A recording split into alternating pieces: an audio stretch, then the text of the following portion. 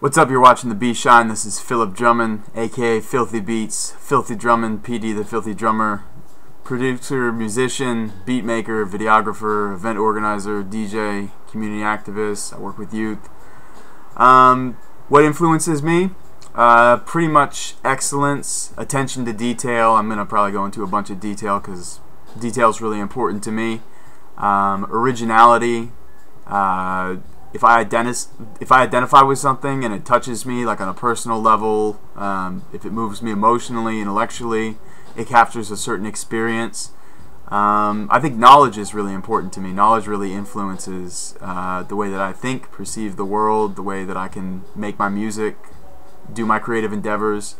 Really learning about the world, around me and other people's experiences, their points of view. When I was young, I listened to a lot of oldies. I think probably when I was around 10 years old or so, I went through a lot of my parents' records.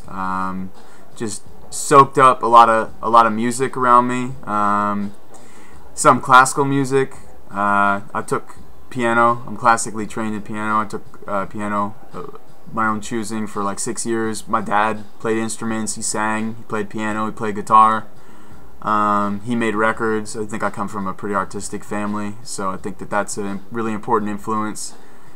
And I just think creative thinking. I really like the aesthetic of kind of old stuff, of analog sound, vintage sound. I think being bi-coastal, growing up in New York, and also spending time in California, traveling a lot. I've traveled internationally. I think that's really played an important part in shaping the way that I create stuff. I think Jeff Barrows, as a beat maker, Jeff Barrows had a really big impact on me. He's the producer and one of the main guys from Portishead. His beats, I think, are incredible. And he said that he always listens with like a producer's ear, essentially, always listening for samples. So I think whenever I listen to something, whether I'm listening to beats, I'm trying to deconstruct how the person made those beats, or if I'm listening to music, I'm listening to it both to enjoy it, but also, could I sample this? Will this influence me? Could I reproduce this in some way? If it inspires me, I want to recreate it, but kind of with my own twist. I think just in terms of artists that have had a really important influence on me, like I said, Portishead, Tricky, like the English kind of trip-hop sound that I got into kind of early high school, back in mid-90s. I grew up during, I think, the golden age of hip-hop in New York City. Also the kind of West Coast folks like DJ Shadow, trip hop. I listened to a lot of classic rock, Led Zeppelin, the Beatles. The old school East Coast hip hop sound. DJ Muggs, who had a huge influence on me. Cypress Hill was, I think, the first tape cassette that I bought. Ali Shaheed Muhammad, Tribe Called Quest, Scenario. That was what really got me into hip hop. When I heard that, I knew I had to have it. RZA and the raw sound of like the early Wu-Tang stuff. Pete Rock, Chief Excel, electronic acts like Daft Punk, Ninja Tune, Dre's production on Snoop Dogg's first album, Mario Calvato and all the Beastie Boys albums. They were a big influence for sure. The Dust Brothers, who produced Paul's Boutique, Beat Miners, Black Moon, Smith & Wesson, DJ Premier, that kind of stuff. Like I said, I grew up in New York City during this kind of underground hip-hop renaissance. Like Nonfiction and Company Flow was a huge influence. Mos Def, the whole Raucous record label roster. Also Latyrix, Soulsides, and Quantum. Then when I got to California in '99, and I've been living here ever since, Sacred Hoop was a huge influence. I discovered them, and that was like a whole new kind of experience of hip-hop in terms of like what could be said, references that were made. Luke Sick is the MC, and just his way of rapping, referencing, like, because Me and the Mic is like Paddington and Marmalade, just stuff like that. I think that was definitely influenced by old school MCs, but kind of his new school, middle school, whatever it is, flip on it. And then that combined with Verse Murphy's beats. I'd never really heard beats similar to Verse Murphy's, except for, say, maybe like Prince Paul. So I was coming out of listening to like a lot of electronic music, a lot of hip hop, a lot of trip hop. I really wanted to start making beats around, well, in high school when I was listening to that. I think I always had music and tunes and the desire to make music running through my head, and had that desire, but I was able to realize it when I first got to college in '99 in California. I think also, like saying, electronic stuff, Fatboy Slim and Prodigy, Radiohead, OK Computer, house, breaks, big beat, a lot of English stuff, drum and bass, dubstep more recently. I think Jay Dilla indirectly indirectly influenced my sound, because so many people that influenced me were so influenced by him, and you know, Premier and Pete Rock. And then I think more recently I've been more directly influenced by listening to his music. I didn't really get that into him, I think, until Donuts, until more recently. I had the Slum Village demo cassette in, I don't know, 2000 or something like that. I think also, like, my education, the people that I'm around, literature and movies and art, like the book Ulysses by James Joyce had a huge impact on me. It's my favorite book ever. It's just on another level, changed, you know, art and literature in the 20th century. The Big Lebowski is my favorite movie ever. Rushmore, Aqua Teen Hunger Force, Beavis and Butthead, Liquid Television, MTV, visual art. I used to do a bunch of visual art. And again, attention to detail, little details, and discovering layers and hidden things, as well as concepts in music, is really important to me. Being able to go back and discover something new each time that you haven't noticed. The little things that are put in there that you might only pick up, like, on an unconscious level, or you might not notice the first couple of times. I think concept records really influenced me, the idea of it, you know, Sgt. Pepper, that kind of stuff. Originality in music. And I think for rappers and for musicians, having character, like creating a persona. I think a lot of musicians and rappers especially aren't that interesting to me, because I don't identify with them. I think that's really important in having to identify with something, and creating like a fantasy, creating a character, a persona that you identify with. Things that draw people in, metaphors, many layers of meaning, complexity. And you can have a lot of complexity in simplicity if it's delivered well. So I think atmospheres and feelings shape my music. And I listen to every kind of music, being like a record digger and a record collector and a producer, a beat maker. Percussion is really important to me. Drums, I'm a drum fiend. I'm always listening for breaks, for drums, for things to sample. Melodies are super important to me, and I listen for that in other songs. I won't listen to a song, like a rap song or any kind of song, if I don't like the melody, if I'm not captured by the beat, the music. It doesn't interest me in the same way. It doesn't influence me in the same way as, you know, a song that has a beat that I don't like. I like minor key stuff. I like funky stuff. Just dope beats really influence me from other producers. Definitely influenced by other producers. I'll try to replay and recreate, you know, songs or beats that I hear in my own way. I can't reproduce it verbatim, but I'll kind of, it'll go through like the Philip Drummond filter. So I listen to all sorts of music. I think the internet obviously has a huge influence on what I hear, what I discover.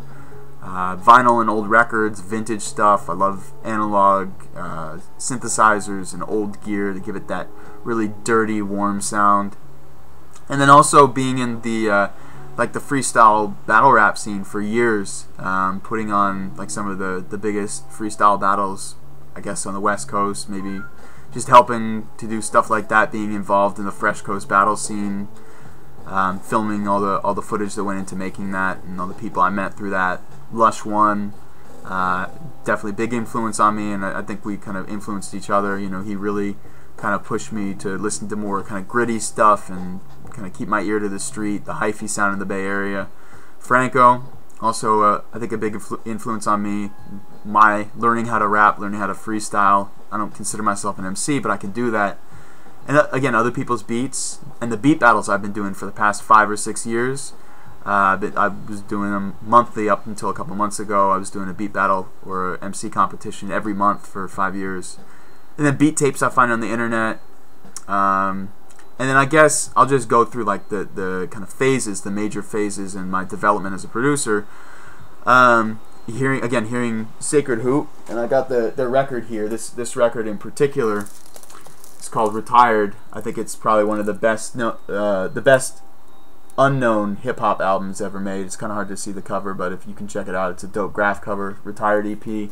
just changed my conception of what you could do with hip hop, what you could sample, like sampling from Fellini movies, you know, the girl singing on the beach and then Run Around Sue, and just stuff like that.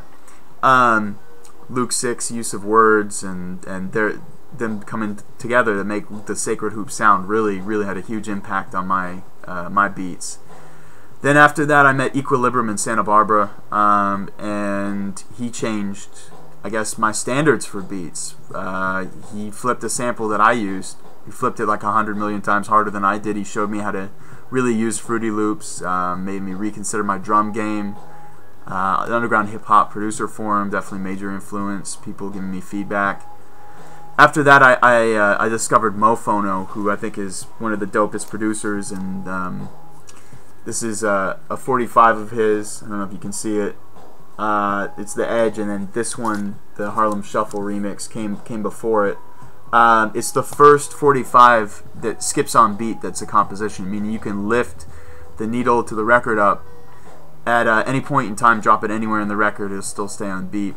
I saw that dude do a live beat set with like his MPC and turntables and a CDJ and an analog synthesizer like a Moog, and I was just blown away. Like, his drum game is incredible. The fact he can do these live beats, you know, before everyone was busting out their MPDs or, you know, MPCs live, he was doing this stuff for years, and just his sound, especially like the glissando, like the gangsta synth, you know, that's typical to hear on like old Dre records.